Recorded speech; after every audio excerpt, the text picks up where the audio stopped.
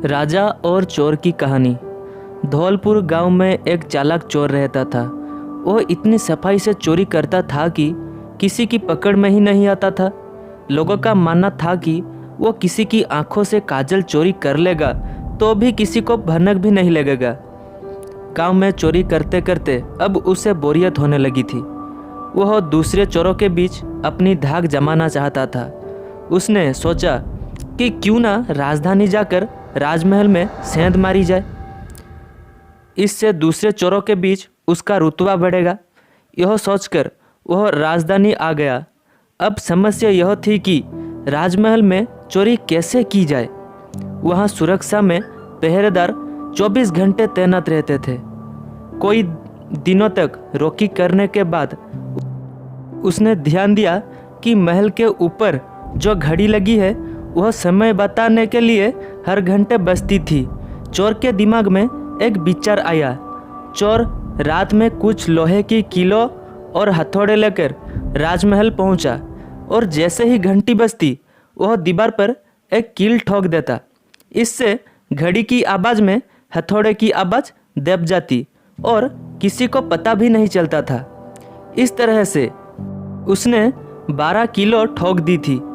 इन कीलों के सहारे वह महल में दाखिला हो गया और हीरे जवाहरात चोरी करके रफ्फू चक्कर हो गया। अगले दिन जब राजा को चोरी का पता चला तो उसे यह जानकर बड़ी हैरानी हुई कि इतनी सुरक्षा के बावजूद भी कैसे कोई राजमहल में चोरी करने में कामयाब हो सकता है। राजा ने नगर में सिपाहियों का संख्या बढ़ाने का आदेश दिया और कहा कि कोई भी व्यक्ति रात में घूमता नजर आए तो चोर समझकर गिरफ्तार कर लिया जाए। दरबार में ऐलान के वक्त चोर भी भेष बदल कर मौजूद था। उसने चालाकी से पता लगा लिया कि कौन कौन से सिपाही इस काम के लिए चुने गए हैं। उसने उन सिपाहियों के घर का पता लगाया और साधु का वेश धारण करके उनके घर पहुंच गया। वहां उसने पाया कि सभी सिपाहियों के पत्नियां चाहती थी कि उनका ही पति चोर को पकड़े। इस बात का फायदा उठाते हुए उसने सभी की पत्नियों का कहा कि पूरी रात तुम्हारे पति चोर की तलाश में बाहर रहेंगे। इस बीच चोर तुम्हारे पति का वेश धारण करके घर में घुसने की कोशिश करेगा। भले ही वो तुम्हारे पति का आवाज़ निकाले, लेकिन तुम उसे अंदर मत आने देना और गर्म कोयला फेंकना। इससे चोर घायल हो जाएगा और पकड़ा जाएगा। पत्नियों ने हामी भर दी। वहीं सिपाही पूरी रात गश्त करते रहे और चोर की तलाश करते रहे। सुबह के 4 बज गए थे। सभी सिपाही चोर को ढूंढते ढूंढते थक गए थे। तभी सारे सिपाहियों ने सोचा कि अब घर चलकर थोड़ा आराम कर लेते हैं। जब वो घर पहुँचे और दरवाज़ा खटखटाया तो पत्नियों को शक हुआ। उन्होंने सोचा कि साधु की बात सच हो गई। जरूर ये चोर है जो भेष बदल कर आया है। वो जलता हुआ कोयला अपने पतियों पर फेंकने लगी। इससे सारे सिपाही घायल हो गए। उन्हें अस्पताल में भर्ती करना पड़ा। दूसरे दिन राजा को जब सारी बात पता चली तो वह चिंतित हो गया। उसने फौरन कोतवाल को आदेश दिया कि जितनी जल्दी हो सके उस चोर को पकड़कर हाजिर किया जाए। कोतवाल ने शहर में पहरा देना शुरू कर दिया।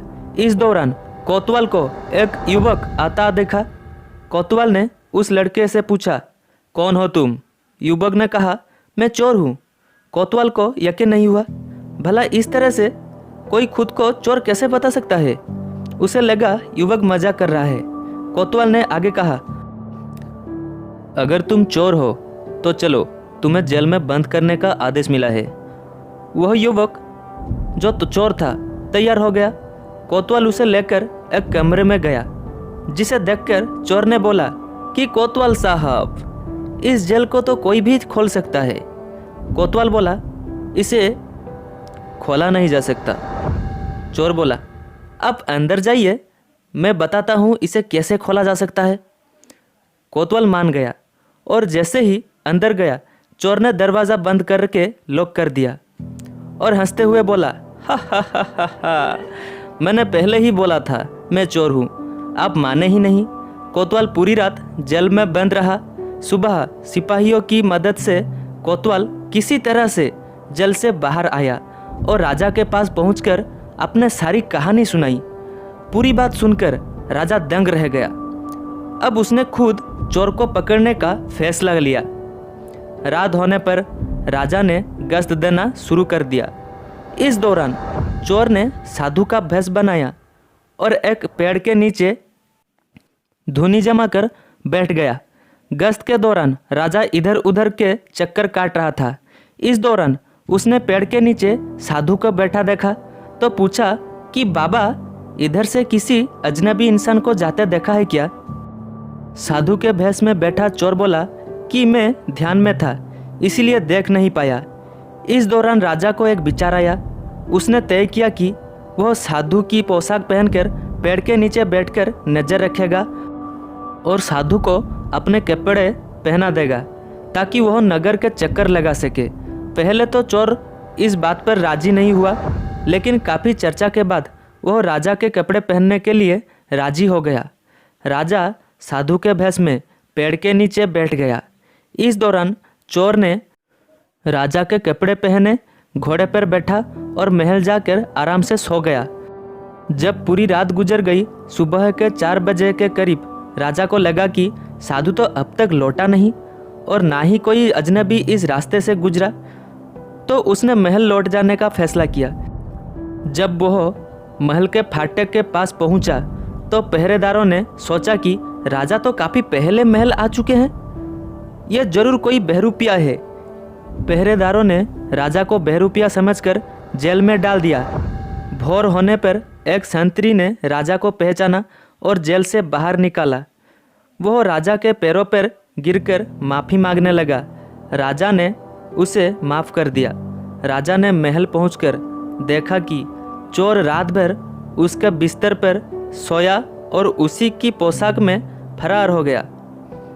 अगले दिन राजा ने ऐलान किया कि अगर चोर उसके सामने आ जाएगा तो उसे बख्श दिया जाएगा, साथ ही साथ उसे इनाम भी दिया जाएगा। चोर वहां मौजूद भीड़ से निकलकर बोला कि मैं ही चोर हूं। सबूत के तौर पर उसने राजा को उसकी पोशाक दिखाई और चोरी का सारा सामान भी वापस कर दिया। राजा ने अपने वादे के मुताबिक चोर को माफ़ कर दिया और राजा ने भेंट में उसे गांव दिया। साथ ही वादा लिया कि भविष्य में वो कभी भी चोरी नहीं करेगा। इस तरह चतुराई के बल पर चोर ने खुद को साबित किया और खुशी खुशी जीवन यापन करने लगा।